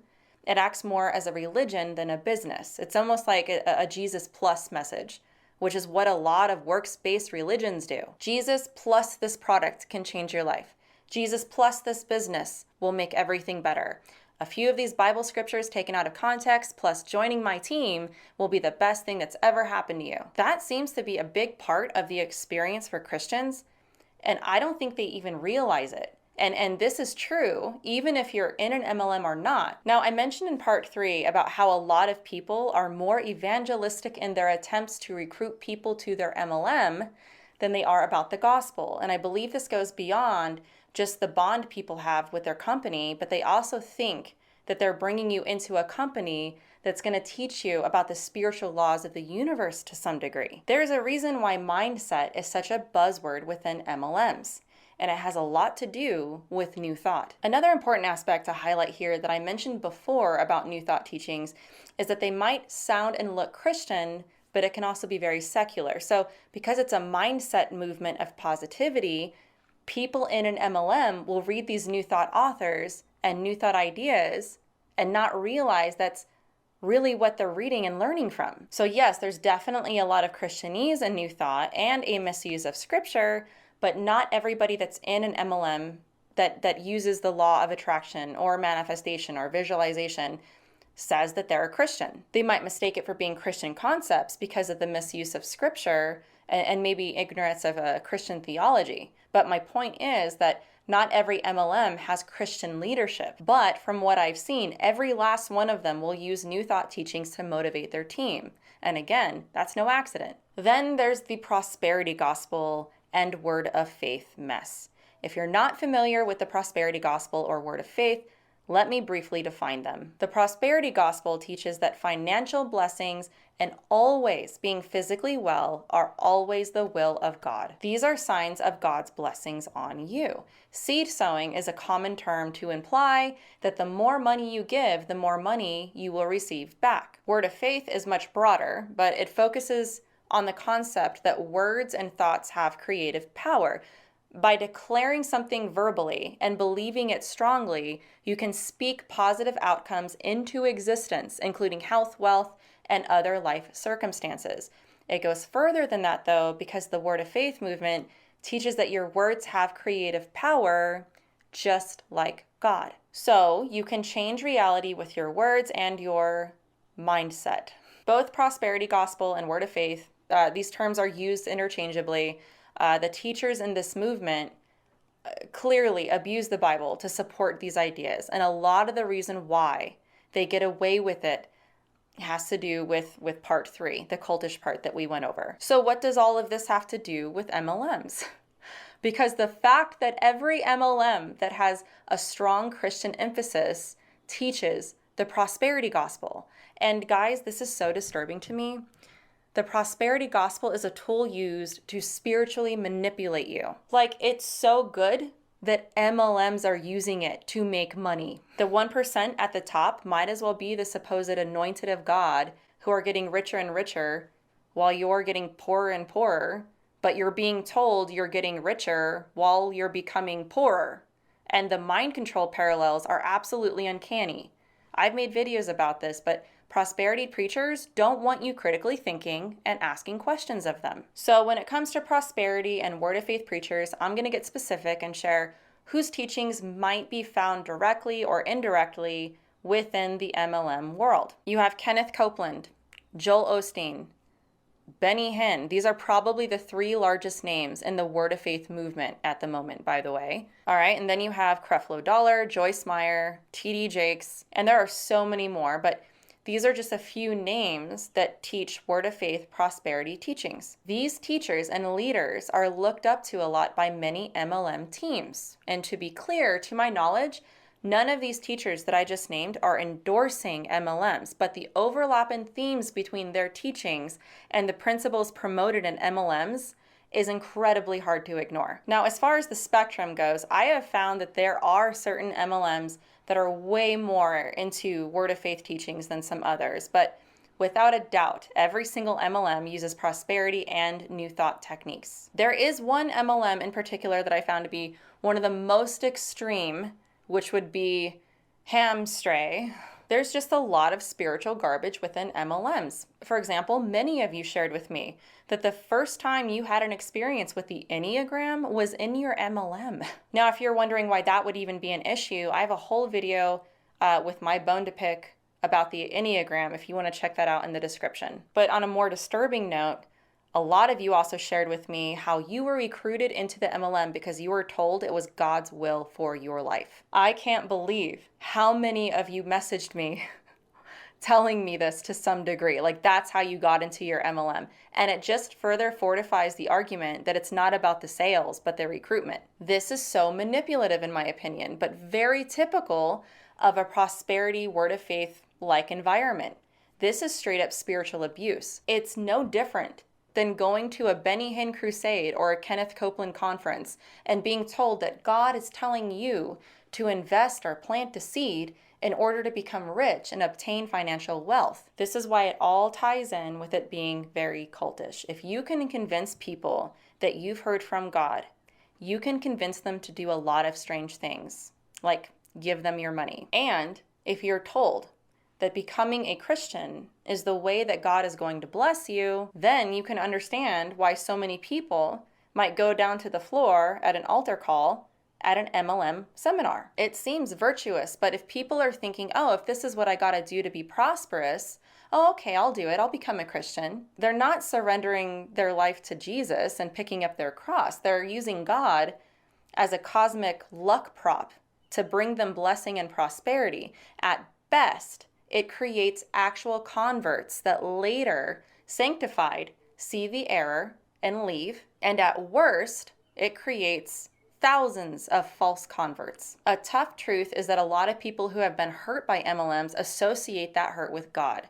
And this is what bad theology does. It hurts people. The prosperity gospel is no gospel at all. It's just a manipulative commercial for how to suspend your ability to think for yourself, make yourself broke and others rich, and gaslight yourself into thinking it's your fault because you're failing and broke. It's spiritual abuse. These new thought prosperity teachings are used to exploit people, and the worst part is that it works. Now, one of the core aspects of New Thought that I really need to point out here that overlaps with everything in Word of Faith is the idea that anything negative is operating in a spirit of fear. This crosses both Word of Faith and New Thought together, but is definitely more New Thought in my opinion. It misuses Bible scriptures about our minds, words, and love and exaggerates it to make it seem like a negative mindset is more than just negative, but fear-filled. And in New Thought, positive emotions and feelings and even words are on a spiritual frequency and vibration. So this is the essence of the law of attraction, that whatever you put out, you get back. So if you're feeling generous, loving, gracious, and other positive feelings, you will attract that back to yourself. But the worst thing you could ever do, by far, and will completely backtrack you in any progress, is negative thinking. So anything that's not positive or in some sort of victorious mindset is considered negative. But the worst of them all is fear. Fear in New Thought is seen as the opposite of love. It is the lowest frequency you can be on. And you don't want to be a part of people who are bad energy, a low frequency. They're fear-based. Their mindset is not a kingdom mindset of Christ or on a high frequency. No, you need to be with people on a high positive frequency because that means you'll attract more of that positivity back to you. Now, can you see how someone who might objectively be having bad sales, issues on their team, or ethical issues within the MLM basically force themselves not to see the negative in any of it? This is how someone can exaggerate their success or money or put blinders on to what's happening behind the curtain. This is why the pursuit of truth and reality is so important. It's hard for them to see what's true and real if it's something that doesn't look positive. They're not trying to discover reality. They're trying to create reality. It's a choice not to see it, but they justify it because people think it's virtuous. This is not a biblical concept. I completely believe that the Bible has a lot to say about what we think about, but this is an extreme. This is a misuse of Scripture. The Bible's very clear that we're not the sovereigns. We live in reality. We don't create it. We're not God. This is a tactic to get people to stop thinking anything that seems critical because they conflate that with fear. In mind control terminology, this is called a thought stopper. If you are in an MLM that is steeped in these teachings, this can be a very tough concept to overcome. Like, you have to deprogram because anything that's looked at as negative or critical is seen as unloving, negative, and in a fear-based mindset. This can be an exceedingly powerful reason why a lot of people are drawn not just to MLMs, but also happen to be in signs and wonders and word of faith circles. But the biggest problem is that this is not biblical, but a part of this unholy marriage of New Thought and word of faith. MLMs seem to posture themselves almost as a pseudo-Christian religion on many levels. Also, think of the implication that this has on reading your Bible. This negates people from actually reading it to understand what it says. Because what if you're reading something that doesn't seem positive? There are a ton of negative things in the Bible, and they're not always happy endings. So what this does is that it trains your brain to turn off when it comes to anything that seems fear-oriented. Again, this is why mindset is so important. This goes beyond just encouraging you. This is to prevent you from even being able to consider another opinion and, ironically, be hypercritical of criticism. The worst part is that all of this is done in the name of Jesus. Complete and total misrepresentation of what the Bible says about this and sets people up to be deceived. This is a spiritual bait and switch. I'm hoping that you see the parallels from part 3 and how this applies here in part 4 in a spiritual aspect. Now, let me be clear. I truly believe there are absolutely wonderful Christians within MLMs that are God-fearing and love the Lord. Many of them are unaware of the issue with these teachings, while others are perfectly aware and are completely unsettled by them. Another thing I really want to make clear here is that people within the MLMs, I see them almost like the victims. My main bone to pick has a lot to do with the leadership in these MLMs. In many ways, they are the reason why I'm making this video. Now that I've gone over all of this, here is the core of my point, all right? This whole aspect must not be overlooked and must be considered in relation to part 3 when it comes to MLMs. These spiritual teachings taught in MLMs are more than just thinking positive, all right? It's a mindset that positions you, mind, body, and soul, in a position of supposed spiritual power. This is incredibly seductive. It makes you believe that you have an authority, like a hidden ability, a transcendent potential to make things happen for you. In other words, this gives people a God complex. People are drilled with these teachings and mind techniques, but what I want to get across is that it's not only cultish.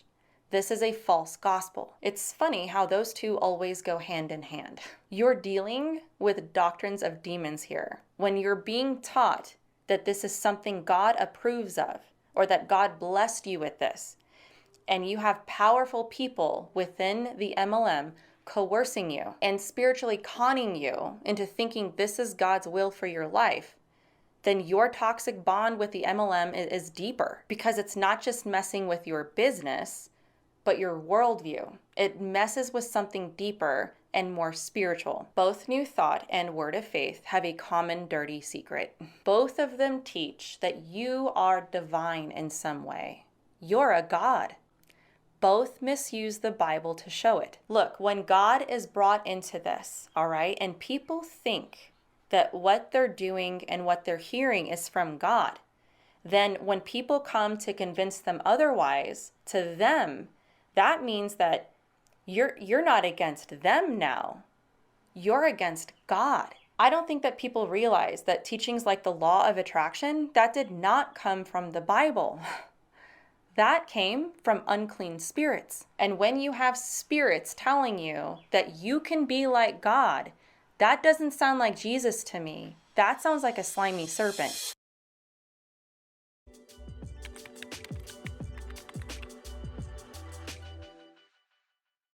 Wow. Okay. We've made it to the conclusion. Wow. I need a nap. All right. Let me sum up my thoughts here. Okay.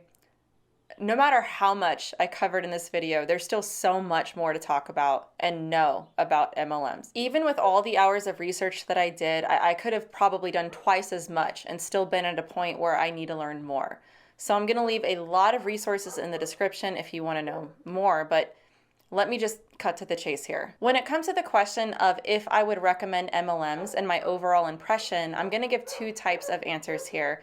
I'm going to give a graceful answer and I'm going to give a firm answer. Let's start with my graceful answer, all right? Just a little bit of a different perspective here, but a lot of people I talked to joined MLMs not for the reason some people think, all right? A lot of people join because they want to make money, yeah, but others join because they have different values. And what I mean by that is, say, for example, if you're shopping at a store, we don't really think twice about where that product came from or who made it. But if you know that you can work for a company that makes a quality product and you like it and you think it's ethical, and maybe they give to charity a lot and you really believe in it, that might be a reason to get involved. And I have to admit that that's a good reason. But everybody that I talked to unanimously said that you don't make a lot of money It's a value system for you. So for that, I can't fault you. I just don't think there's anything wrong with following your conscience in this way. Another interesting perspective is that quite a few of you shared with me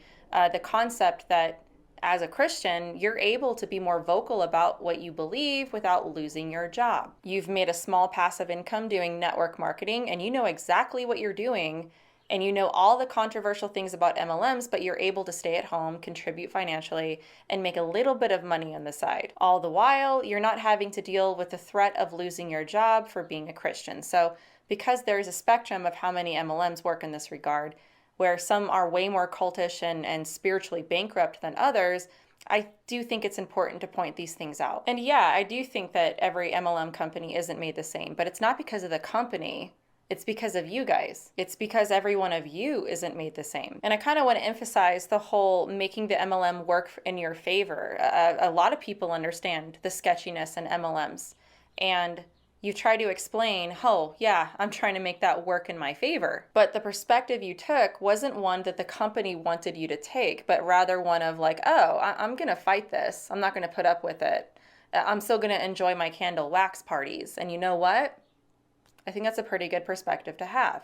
Do I think that's the minority? Yes. But I think if you're going to choose to be in a company like that, having all the fine print up front, I don't think it's too bad of a position to take. Another aspect is many of you shared that you actually got led to Christ in an MLM. And I'm not going to deny that that's possible. I mean, a drunk dude told me the gospel, and 2 Jehovah's Witnesses were the catalyst that got me out of the New Age thought.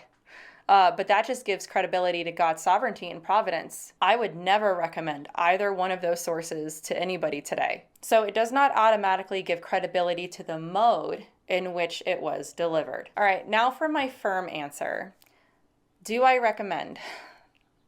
I think there's much better ways to make money and other ways to get the same product. If you're joining an MLM to make money, with all the research I've done, it's impossibly stacked up against you. You are not going to make a living from an MLM. You have got to be coerced and sold into this. And most of the time, if it sounds too good to be true, chances are it is. The grind isn't worth it. And it sounds like you'll be sacrificing a lot of your friends and family. I actually was able to talk to a select few people that were actually one of the 1% who made a ton of money.